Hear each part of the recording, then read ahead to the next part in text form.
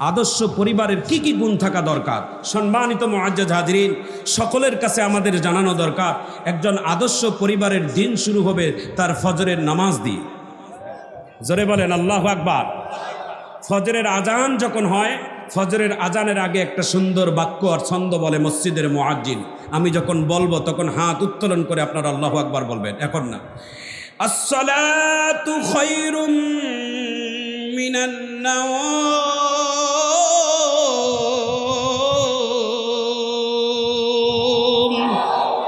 ওঠো মুমিন মুসলমান, ঘুম হইতে নামাজ ভালো। কি সুন্দর একটি ছন্দ না? কি সুন্দর একটি ডাক, কি সুন্দর একটি আহ্বান। নামাজের আজানটা কি জানেন? কত বড় একটা সুন্দর আহ্বান। আপনাকে ডাক দিচ্ছে মুয়াজ্জিন নয়, আপনাকে ডাক দিচ্ছে আসমানের মালিক, জমিনের মালিক, হায়াতের মালিক, জান্নাতের মালিক, জাহান্নামের মালিক, আপনার রিজিকের মালিক। আল্লাহ আপনাকে ডাক দিচ্ছে, বান্দা আয় আয় মসজিদে আয়। এই ডাক তোমার মসজিদের মুয়াজ্জিনের নয়, আবুল কাসেম সরকারের ডাক নয়, মাওলানা শরীফুলের ডাক নয়, বজলুর রশিদের ডাক নয়। এটা আমি মাওলার কারিমের কথাটাই ওই শরীফুলের জবান থেকে আমি বলাচ্ছি। কথা বলেন ঠিক কিনা? হ্যাঁ, এই ভাই আপনারা বুঝবেন, সময় শেষ হয়ে গেলে বুঝবেন, আর তখন সে বুঝলেও কোনো কাজ হবে না। আজরাইল আসে বুঝলে কোনো কাজ হবে না। আজরাইল আসলে যখন আপনাকে জান কবজ করার জন্য আসবে, তখন আর কোনো উপায় থাকবে না। এই জন্য আপনাদের এখনই দরকার, এখনই ভালো কাজ করা দরকার। আছে না নাই? জোরে বলেন আছে না নাই? আহা, ভালো করে শোনেন।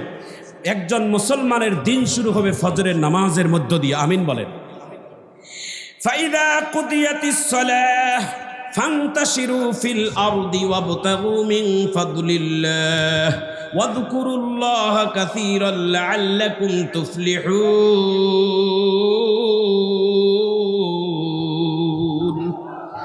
এরে মুসলমান ভাইয়েরা, এরে যুবক ভাইয়েরা, এরে পর্দার ভিতরে মা বোনেরা, এরে আমার ময় মুরব্বী বাবাজিরা, চোখদের হাতে পায়ে ধরে অনুরোধ করিয়ে যায়, বয়সটা চলে যাচ্ছে ভাইজান।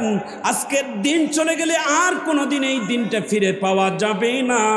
এই জন্য আপনাদের হাতে পায়ে ধরে অনুরোধ করে, বাবা মসজিদের আজান যখন হবে আর দেরি করা যাবে না, উজুটা করে তাড়াতাড়ি মসজিদে যাবা। এটা মা আমার আল্লাহর হুকুম। জোরে বলেন আল্লাহু আকবার।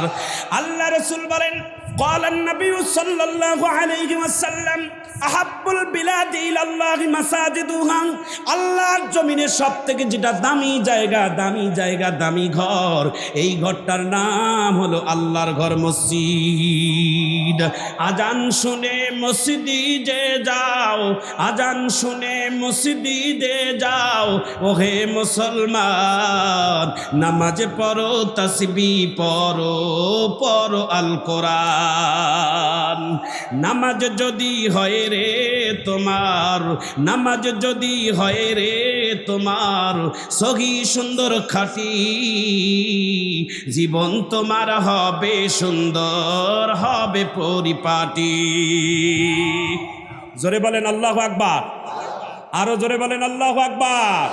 আমার পিছনের ভাইয়ারা, আপনারা যারা আছেন সবাই একটা হাত তুলে আরেকবার আল্লাহু আকবার বলা দরকার আছে। এখন না, আমি যখন বলবো তখন বলবেন। সবার জবান থেকে জানতে চাই, নারায়ে তাকবীর, নারায়ে তাকবীর। প্রথম কাজ হবে আমাদের নামাজ দিয়ে। জোরে বলেন, কাজ কি দিয়ে হবে? আগে নামাজ তারপরে কাজ, আগে কাজ তারপরে নামাজ নয়, আগে নামাজ তারপরে কাজ। জোরে বলেন ঠিক কিনা? আগে নামাজ হবে তারপরে আমার অফিস, আগে নামাজ হবে তারপরে আপনার খাতার সই মারবো। আমার মাওলার কাছে আমি আগে সেজদা করব যে আল্লাহ আমাকে খাওয়ায়। চাকরি আমাকে খাওয়ায় না, ব্যবসা আমাকে খাওয়ায় না, আপনার সরকার আমাকে খাওয়ায় না, আমার চেয়ারম্যানই আমাকে খাওয়ায় না, আমাকে খাওয়ায় আমার মালিক, আমার আল্লাহ। ওই মালিকের কাছে আগে সেজদা দেবো, তারপরে আমি দুনিয়ার সব গোলামি করবো। জোরে বলো ঠিক কিনা? এই জন্য আপনার আদর্শ পরিবারের সর্বপ্রথম কাজটা শুরু হবে নামাজের মধ্য দিয়ে। ইনশাল্লাহ সবাই নামাজ পড়বো তো? আল্লাহ যারা বেনামাজি তেনাদেরকে হেদায়েত দেন, আপনার সকল যেন নামাজি হতে পারে। আমিন বলেন। আল্লাহ যেন সকলকে নামাজ কায়েম করার তৌফিক দান করেন। আমিন বলেন। ভাইয়েরা, সম্মান দেনে বলা আল্লাহ, সম্মান দেনে বলা কে? আল্লাহ, আল্লাহর কাজ করবেন আল্লাহ আপনাকে সম্মান দিবে, আল্লাহর কাজ করবেন আল্লাহ আপনাকে রিজিক দিবে। রিজিক আপনি যতই চেষ্টা করেন, আপনি আজকে সকালবেলা ভ্যান নিয়ে বাইর হয়েছেন, সারাদিন যদি আপনার কাস্টমার আল্লাহ না পাঠাই দেয়, আপনি কি করবেন? এই কাস্টমারটা পাঠাই দিয়েছেন, এটাও আল্লাহর পক্ষ থেকে আপনার জন্য নিয়ামত। সুবহানাল্লাহ বলেন। নামাজের জন্য আপনি কাস্টমার পাবেন। জগৎ বিখ্যাত আল্লাহর ওলি মাওলানা হাসান বসরি রহমতুল্লাহ আলাই, ছোট্ট একটি কথা 2 মিনিটের মধ্যে বলে আপনাদের কাছে বোঝানোর জন্য বলছি। জগৎ বিখ্যাত আল্লাহর ওলি মাওলানা হাসান বসরি রহমতুল্লাহ আলাই, তার জামানায় তার একজন ভক্ত যায় বলে, হুজুর আপনার কাছে আমি দোয়া নিবার জন্য আসছি, আমি একজন নতুন ব্যবসায়ী, নতুন দোকান শুরু করব, নতুন ব্যবসা শুরু করব। আপনাদের সমাজে যেমন নতুন ব্যবসা শুরু করলে এলাকার মসজিদের ইমামের কাছে যান, মুরব্বীদের কাছে যান, আল্লাহওয়ালা মানুষের কাছে যান দোয়া নেওয়ার জন্য, তাই না ভাই? তো বিখ্যাত, জগৎ বিখ্যাত আল্লাহওয়ালা মানুষ হাসান বসরি রহমতুল্লাহ আলাই তার জন্য দোয়া করলেন। দোয়াটা কি করলেন জানেন? দোয়া করলেন এবং তাকে একটা ভালো উপদেশ দিলেন। আমিন কর। দোয়া শুধু হাত তুলের নাম দোয়া নয়, দোয়া শুধু আল্লাহুম্মা আমিন, আল্লাহ এই লোকের বরকত দাও, এই লোকের ভালো রিজিক দাও, এটার নাম দোয়া নয়। দোয়াটা একটা ভালো উপদেশ দেওয়া, এটাও একজন মুসলমানের জন্য দোয়া। আমিন কর। হাসান বসরি রহমতুল্লাহ আলাই তাকে দোয়া করে দিয়ে বললেন, বাবা তুমি যেহেতু ব্যবসা করবা, তোমাকে একটা ওসিয়ত দেই, এই ওসিয়তটা যদি তুমি করো তাহলে তোমার ব্যবসায় সফলতা আল্লাহ দিয়ে দিবে। আমিন কর। শুনবেন আপনারা? এ ভাই শুনবেন?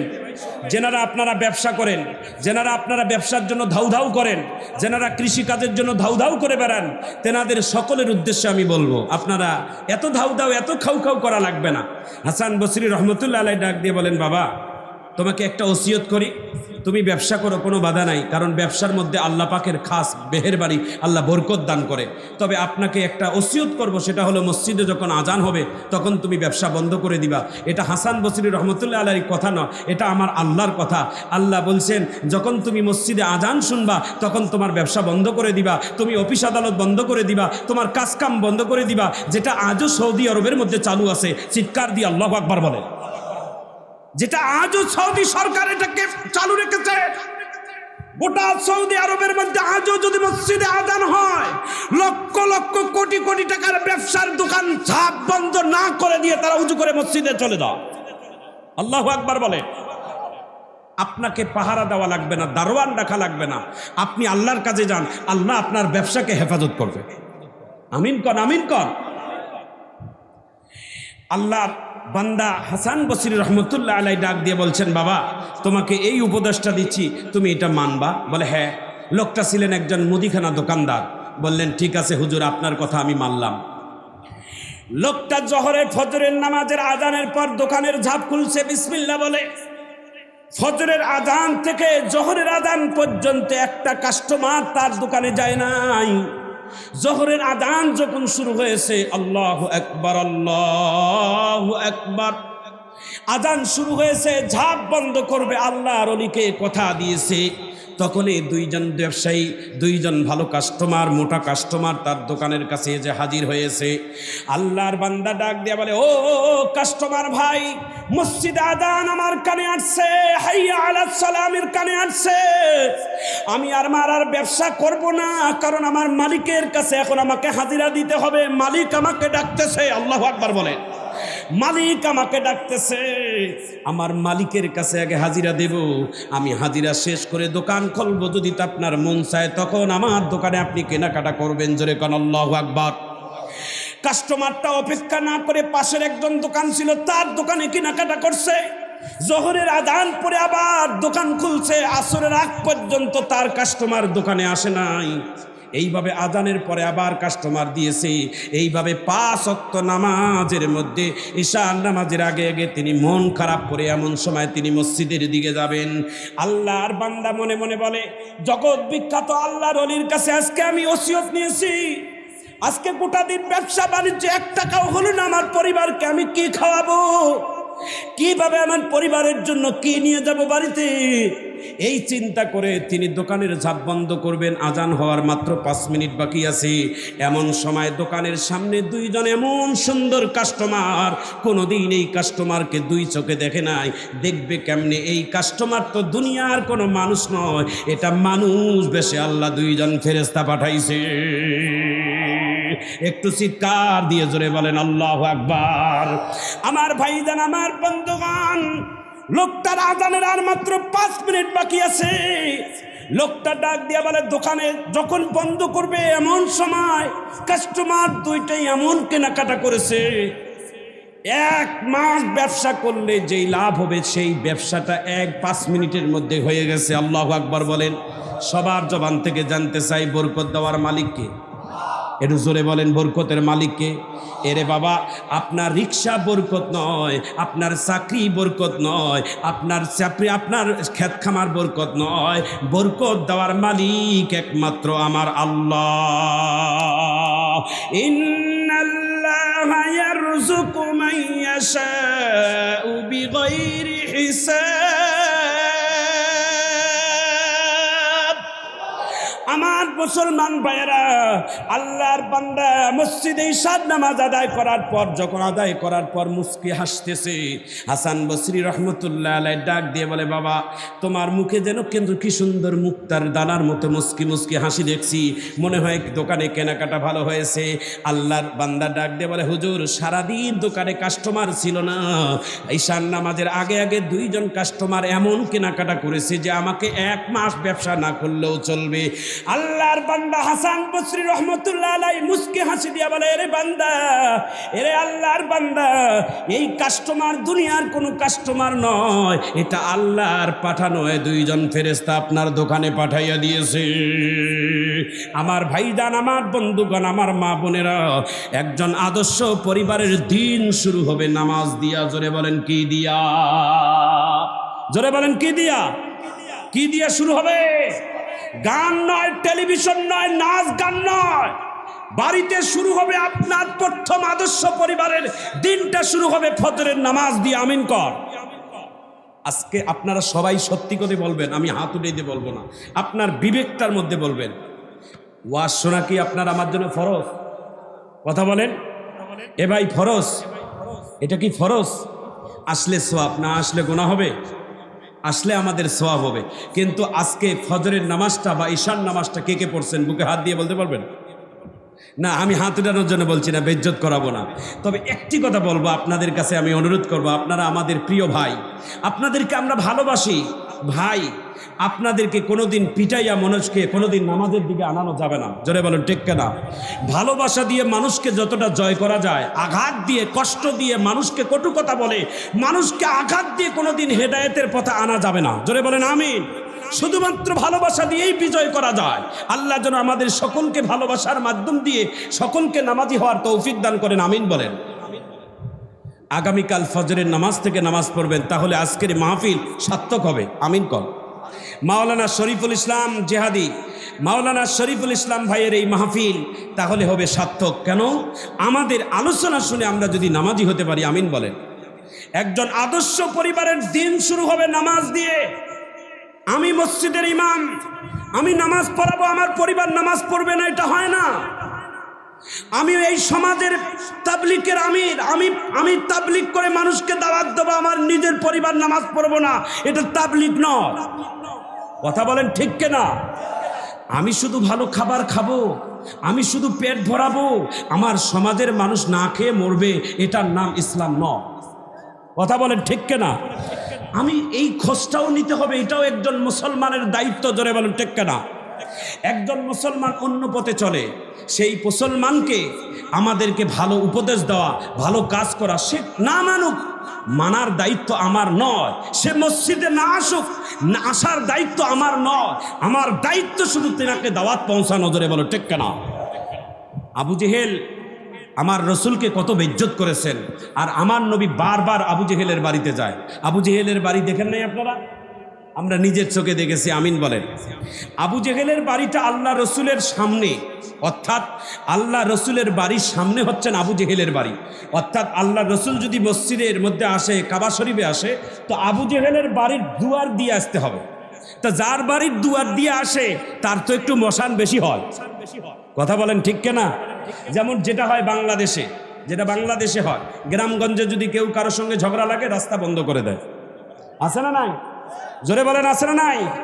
আল্লাহর কসম করে বলি, যারা এরকম মানুষ আছেন যারা মানুষের চলাফেরার জন্য রাস্তা বন্ধ করে দেন, চিরতরে আপনার জন্য আল্লাহর জান্নাতের দরজা বন্ধ হয়ে যাবে। জোরে বলুন ঠিক কেনা? রাস্তা খুলে দিবেন, মানুষের চলাচলের রাস্তা কষ্ট দিবেন না।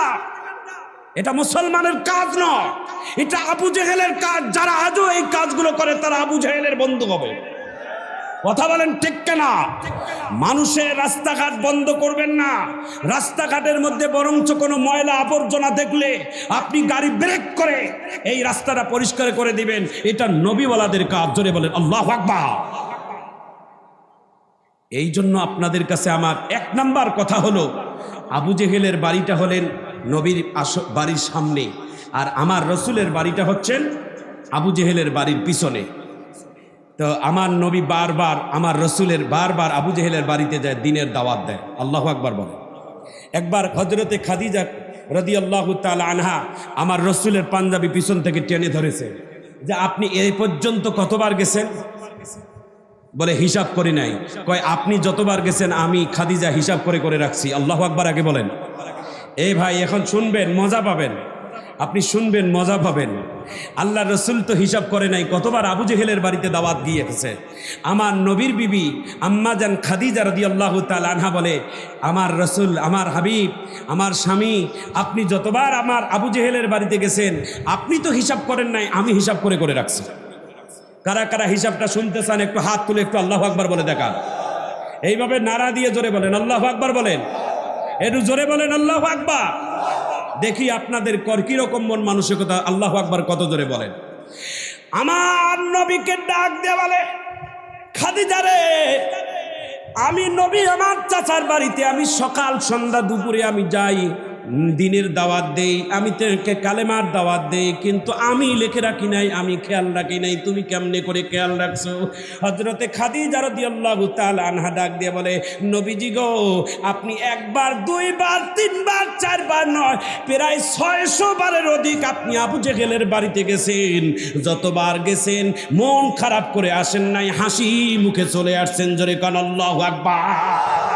আমার ভাইজান, আমার বন্ধুগণ, দিনের কথা বলতে গিয়ে কেউ যদি আমাকে গালি দেয়, দিনের কথা বলতে গিয়ে কেউ যদি আমাকে একটা থাপ্পড় মারে, দিনের কথা বলতে গিয়ে যদি আপনার আমার বাংলার জমিনে জেলখানার জায়গা হয়, মনে রাখবেন আল্লাহ পাক 18 কোটি মানুষের মধ্যে আপনাকেই আল্লাহ পছন্দ করেছে।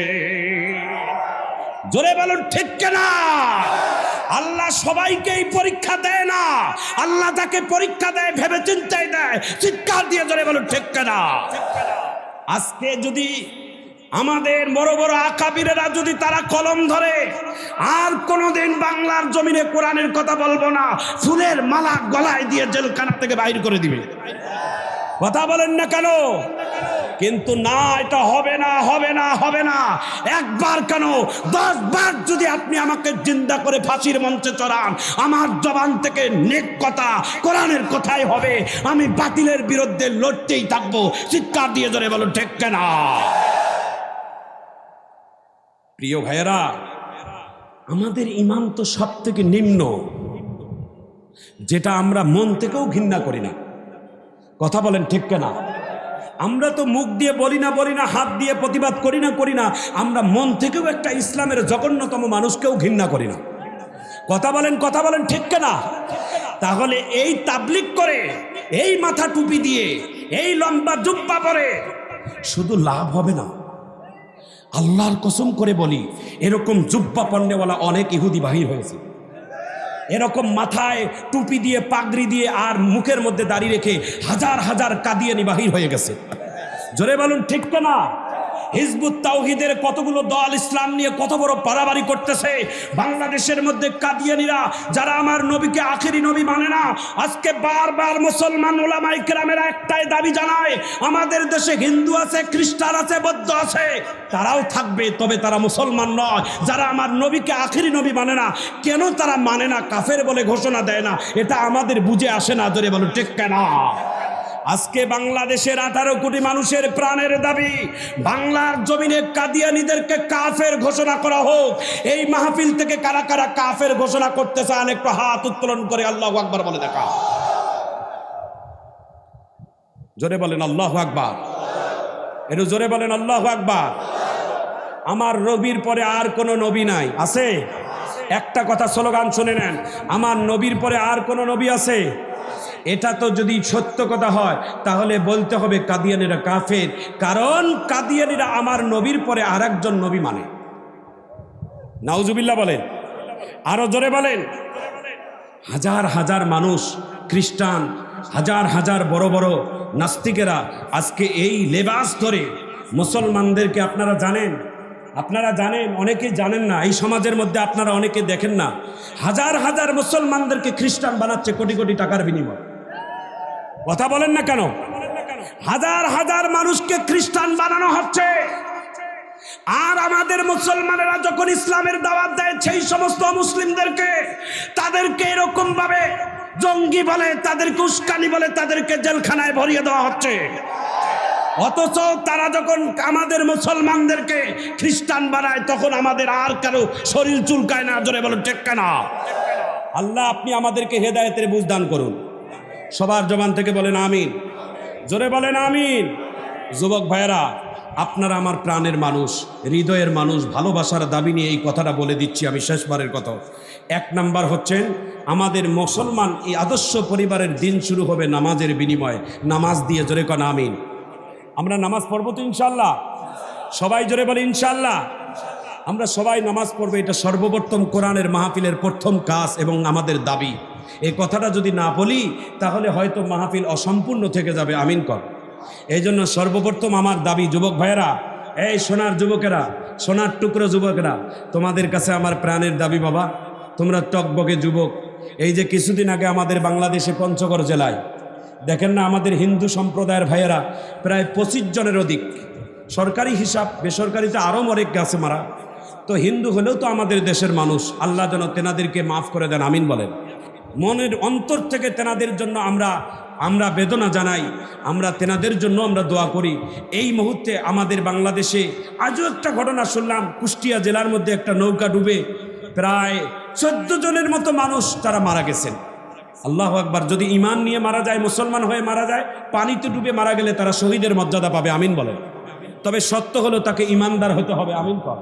ঈমানদার না হলে তাদের শহীদের মর্যাদা নাই। সকলের জন্য শহীদের কোনো মর্যাদা নাই। যারা ঈমান নেবে, যারা কালেমা পড়বে, যারা কোরআন মানবে, তাদের জন্য শহীদের মর্যাদা। আমিন বলেন।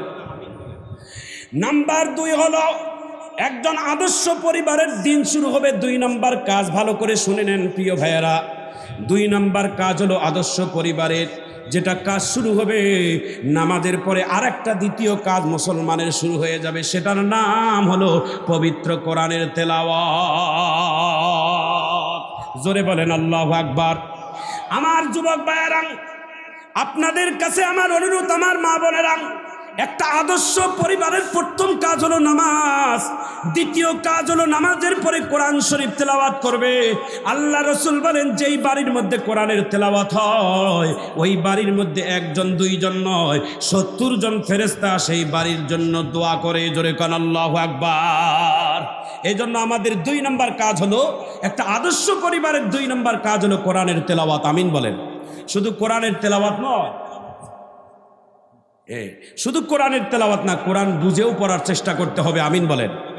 এদেশের মধ্যে আমাদের ইসলামিক ফাউন্ডেশন রচিত বাংলাদেশের মধ্যে বহুত তাফসির এসেছে, যেই তাফসিরগুলো সুন্দর সুন্দর ওলামায়ে কেরামদের তাফসির, যেই তাফসিরগুলো আমাদের মুহাক্কিক ওলামায়ে কেরামদের মত নিয়ে, আমাদের সেই তাফসিরগুলো নিয়ে আমরা সেই দেখে দেখে আমরা কোরআনটাকে সুন্দর করে বুঝিয়ে পড়ার চেষ্টা করব। কমপক্ষে বুঝবো যে এই সূরাটার মধ্যে নাজিল হলো মক্কায় না মদিনায়, এবং এই সূরাটা নাজিল হওয়ার কারণটা কি, এটাও কমপক্ষে জানানো দরকার আছে না নাই?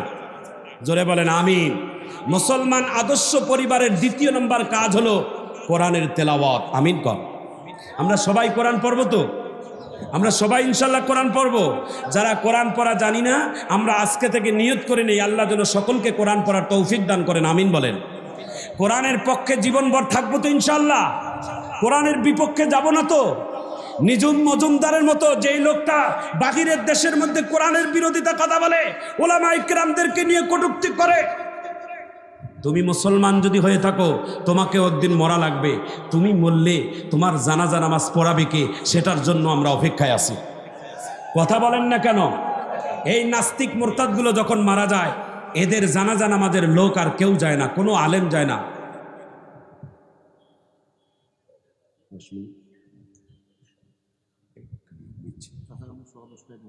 আচ্ছা, মারহাবা কর। কষ্ট হচ্ছে আমাদের, আপনাদের প্রাণ প্রিয় বক্তা মাওলানা বজলুর রশিদ, উনি এই কিছুক্ষণের মধ্যে আসবেন। আপনারা সবাই কিন্তু এলোমেলো কেউ করবেন না, অনেক আনন্দ নিয়ে বসবেন। তেনার সুরলিত কণ্ঠে আমরা সুন্দর আলোচনা শুনব ইনশা আল্লাহ। জোরে বলেন ইনশা আল্লাহ। আপনারা জানেন, একটা কথাটা বলে আমি শেষ করতেছি এই কথাটা, যে এই লোকটা ছিলেন আল্লাহ রসুলের চরিত্রকে নিয়ে তিনি অনেক বাজে মন্তব্য করেছেন। এই লোকটা অনেক আল্লাহর নবীর চরিত্র নিয়ে বাজে মন্তব্য করার কারণে এই লোকটা যখন বিদেশে গিয়ে মদ পান করে যখন মারা গেলেন, এই লোকটার লাশ বাংলাদেশে আসবে। তার আগে বাংলাদেশের তৎকালীন মসজিদের বাইতুল মোকাররমের খতিব ছিলেন ওবায়দুল্লাহ, মুফতি ওবায়দুল সাহেব। এই মসজিদের বাইতুল মোকাররমের খতিব, তিনি পর্যন্ত মন্তব্য করেছেন যে তার নামাজে জানাজা কেউ যদি পড়ায় তার ঈমান থাকবে না। তার জানাজা নামাজ কোনো আলেম যায় নাই, একজন সাধারণ পাবলিক। খোঁজ নিয়ে দেখা গেছে তার এলাকার একজন মসজিদের খাদেম, খাদেমেরা কোনোদিন আরবি পড়াও জানে, আরবি পারদর্শী হয়। এই লোকটা যখন নামাজ পড়াইছে, এলাকার ইমামরা তাকে জিজ্ঞাসা করেছে, আপনি এই নাস্তিকের জানাজা নামাজ কেন পড়াইলেন? বলে, হুজুর মাফ করবেন, আমি যে জানাজা নামাজ পড়াইছি আমার উজুও ছিল না, আমার গোসলও ছিল না। আজকে যারা কোরআনের বিরোধিতা করেন, আজকে যারা উলামায়ে কেরামের বিরোধিতা করেন, ইসলামের বিরোধিতা যারা করেন, আল্লাহর কসম করে বলি, আপনাদের মরণ হইলেও জানাজা নামাজের লোক খুঁজে পাওয়া যাবে না। কথা বলেন ঠিক কিনা? জানাজা নামাজ কয় তাকবীরে পড়াবে আপনার সেই ইমাম বুঝা যাবে। কথা বলেন ঠিক কিনা? জানাজা নামাজ, এই যে আমাদের কিছুদিন আগে এক লোকের জানাজা নামাজ হলো, তার সন্তান নাকি পড়াবে। হাজার হাজার আলেম ছিল, কিন্তু তার ভাগ্য হলো না। হুজুর মনে রাখবেন, জানাজা নামাজ হয়েছে, তার মাটা ছিলেন একজন পরেহেজগার। ভালো করে শোনেন, এটা অত্যন্ত দামি কথা, আমার নিজের পরীক্ষিত। আমি সেই জানাজা নামাজে নিজে উপস্থিত ছিলাম। তবে আমি শুনেছি তার মা নাকি অনেক তাহাজ্জুদ পণ্যে গুজারি ছিলেন এবং খুব দিনদার ছিলেন, কিন্তু তার 5টা সন্তান, 5 জনে জাহেল এবং 5 জনে ইসলাম বিরোধী লোক। তার মায়ের কথা শোনে না, আমি নিজের মুখে শোনা। তার মাও আমাকে অনেকবার দোয়া চেয়েছেন, তবে আমাদের দোয়া কবুল হয় না। কারণ দোয়া কবুল না হওয়ার আরও কিছুগুলো গুণ আছে যেগুলো বলা যাবে না। নামাজ পড়াইছেন সন্তান, নামাজ পড়াইছেন, পরের দিন ফজরের নামাজের পরে সোজাসুজি আমার বাড়িতে আসছেন লোকটি। এসে বলছেন, হুজুর আমি গত রাত্রে আমার মায়ের, আমি জানাজা নামাজ পড়ার পরে আমি যখন বিছনায় ঘুমাইতে গিয়েছি, রাত বাজে তখন 3টা, আমার মা আমাকে স্বপ্নের যোগে আমাকে এসে বললেন, বেটা তুমি আমার জীবনে এত ক্ষতি করলা কেন? আমার জীবনে এত ক্ষতি করলা কেন? বলে, কি ক্ষতি করলাম? স্বপ্নের যুগে তার মা বলতেছে, কি ক্ষতি করলাম আপনার? বললে, গতকালকে যে তুমি আমার জানাজা নামাজ পড়াইছো, সেই জানাজা নামাজের মধ্যে তোমার উযু ছিল না, তোমার জানাজা নামাজ শুদ্ধ হয় না। এখন আমি কি করব হুজুর বলেন? আমি এখন কি মাসলা দেব বলেন? সেখানে অনেক আলেম ওলামা ছিল, তাকে জানাজা নামাজের জন্য তাকে দায়িত্ব দেয় নাই, সে নিজেই মাতাব্বরি করে জানাজা নামাজ পড়াইছে। আমি বললাম, গ্রামগঞ্জে একটা বিচার আছে, আগের জামানায় যদি কোনো মানুষ জেনা করে, সেই জেনাকারীদের বিচার কি জানেন? এরকম 10টা কাঁচা কঞ্চি একসঙ্গে বেঁধে নিয়ে সমাজের শক্তিশালী একজন বীর পুরুষকে দিয়ে তাকে 80টা বেতের আঘাত করা। এখন আপনাকে জনগণের সামনে ডাকিয়া 10টা কাঁচা কঞ্চি দিয়ে 80টা মারা দরকার। না জেনে শুনে কেন আপনি একজন জানাজা নামাজে দাঁড়িয়ে গেলেন? জোরে বলুন ঠিক কিনা? ইসলাম এত সহজ নয়, ইমামতি এত সহজ নয়, বক্তব্য দেওয়া এত সহজ নয়, কোরআনের কথা বলা এত সহজ নয়। কথা বলেন ঠিক কিনা? আল্লাহ আমাদেরকে হেদায়েতের বুঝদান করেন, আমিন বলেন। আমার ভাইয়েরা, এই আমি শুনেছি, আমি অত্যন্ত এই 5টা বিষয়ের উপর আলোচনা করতেছিলাম। আমি শর্টকাট করে বলে দেই। আদর্শ পরিবারের দ্বিতীয় গুণ হলো কোরআন শুরু হবে। আদর্শ পরিবারের আরেকটা গুণ, ভালো করে শোনেন, লিখে রাখেন। আদর্শ পরিবারের আরেকটা গুণ হলো ঈশান নামাজ পড়ে তাড়াতাড়ি ঘুমিয়ে যাওয়া। এটা একটা আদর্শ পরিবারের লক্ষণ। আর ফজরের আজানের আগে তাড়াতাড়ি উঠা। কিন্তু আমাদের দেশে উল্টা, বিশেষ করে বড়লোকদের বাড়িতে রাত 3টা পর্যন্ত ফেসবুক আর ইন্টারনেট ঘরে ঘরে চালায়। কথা বলেন ঠিক কিনা? যেই পরিবারের মধ্যে ইন্টারনেট আর ফেসবুক চালায়, খোঁজ নিয়ে দেখবেন তার বিবি আর স্বামীর মধ্যে বনবনত নাই। রাত 3টা পর্যন্ত ফেসবুক ইন্টারনেট চালাইলে তার শরীরে থাকবে কি? কথা বলেন ঠিক কিনা? এই ছেলে মেয়েদের যারা 3টা পর্যন্ত ফেসবুক ইন্টারনেট চালান, আপনাদের হাতে পায়ে ধরি, আপনাদের ব্রেন অচিরেই কমে যাবে এবং অচিরেই আপনি দেশের অকল্যাণ হয়ে যাবেন। আপনাদের কাছে অনুরোধ করি, রাত আদর্শ পরিবারের 3য় গুণ হলো তাড়াতাড়ি ঘুমা এবং শেষ রাত্রে তাড়াতাড়ি উঠা। এটা আদর্শ পরিবারের একটা লক্ষণ। চিৎকার দিয়ে আল্লাহু আকবার বলেন, একটু জোরে বলেন আল্লাহু আকবার। নাম্বার 4, আদর্শ পরিবারের আর একটা গুণ যেটা থাকা দরকার, সেটা 4 নাম্বার হলো তুমি বেশি বেশি করে মেহমানদারি করাবা। চিন্তা করবা আজকে গোটা দিন যেন আমি একজন মানুষকে মেহমানদারি করাইতে পারি। সুবহানাল্লাহ কর। আর একটা যেটা গুণ হলো মেহমানদারির পাশাপাশি তোমার বাড়িতে যেন কোনো ভিক্ষুক বা মিসকিন এসে যেন না ঘুরে যায়। আমিন কর। কারণ সব ভিক্ষুক ভিক্ষুক নয়, অনেক ভিক্ষুক আল্লাহর ফেরেশতা বেশেও তোমার ঘরের দুয়ারে আসতে পারে। কথা বলেন ঠিক কিনা? ওয়ালা ইয়াহুদ্দু আলা তুআমিল মিসকিন ফাওয়াইলুল লিল মুসাল্লিন। কোন মিসকিনকে কোন ভিক্ষুককে আপনি ধমক দিবেন না, ধমক দেওয়া যাবে না। বরঞ্চ সামর্থ্য না থাকলে আব্বা আম্মা বলে বিদায় করে দাও। জোরে বলেন আল্লাহু আকবার। এটা আদর্শ পরিবারের লক্ষণ।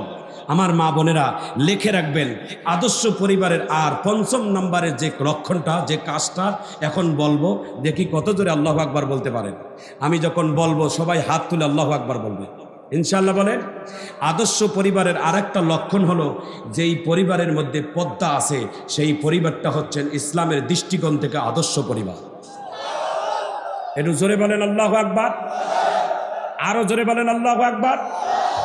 আমাদের বাংলাদেশের মধ্যে কয়েকদিন আগে কয়েকজন ভার্সিটির মেয়ে তারা পোশাকের স্বাধীনতার জন্য রাস্তায় নামছে। আমার প্রশ্ন জাগে, তার বাপ মাগুলো কোথায়? কথা বলেন ঠিক কিনা? নারীর ভূষণ হলো নারীর পর্দা।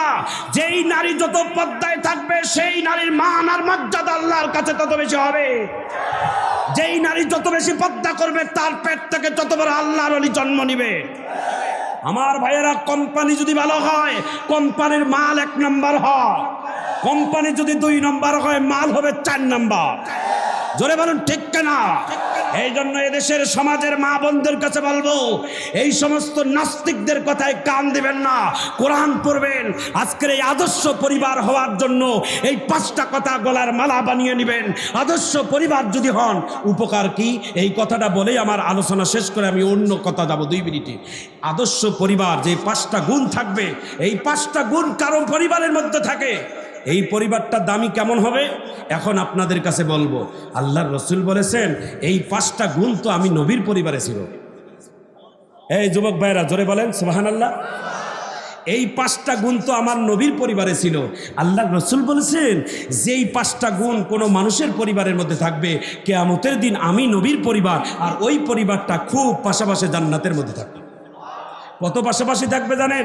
এই শাহাদত আঙ্গুল আর মধ্যমা আঙ্গুল এইভাবে লাগিয়ে দিয়ে বলেছেন এই আঙ্গুল দুটি যেমন লাগালাগি আছে, আমি নবীর পরিবার আর ওই পরিবারটা এত পাশাপাশি জান্নাতের মধ্যে থাকবে। কে হাত তুলে আল্লাহু আকবার বলতে পারেন দেখি?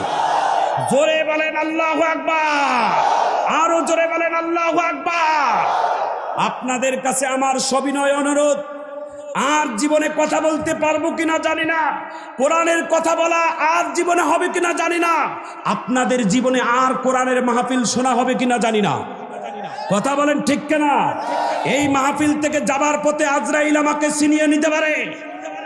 এ ভাই, আপনাদের কাছে আমার অনুরোধ, যুবক ভাইয়েরা কানের মধ্যে আর হেডফোন লাগাবেন না। লাগাইতেই যদি হয় তা কোরআনের হেডফোনটা লাগাবেন। লাগাইতেই যদি হয় তা কোরআনের কথার জন্য হেডফোন লাগাবেন। অনেক ছেলেরাই কোরআনের কথা না শুনে গান শুনে শুনে রোড অ্যাক্সিডেন্টে মারা যায়। এই যে আমাদের দেশের অনেক ছেলেরা রোড অ্যাক্সিডেন্টে মারা যায়, গান শুনতে শুনতে মারা যায়। আপনাদের হাতে পায়ে ধরি রে যুবক, তোরা আমার বন্ধু, তোরা আমার ছোট ভাই, যারা যদি ভালোবেসে থাকিস এই কথাটা, এই ছোট ভাইয়ের কথাটা মানবি। এই কানটার মধ্যে তুই হেডফোন দিয়ে গান শুনবি না। গান শুনলে কোনো লাভ হবে না, শুধু ক্ষতি হবে।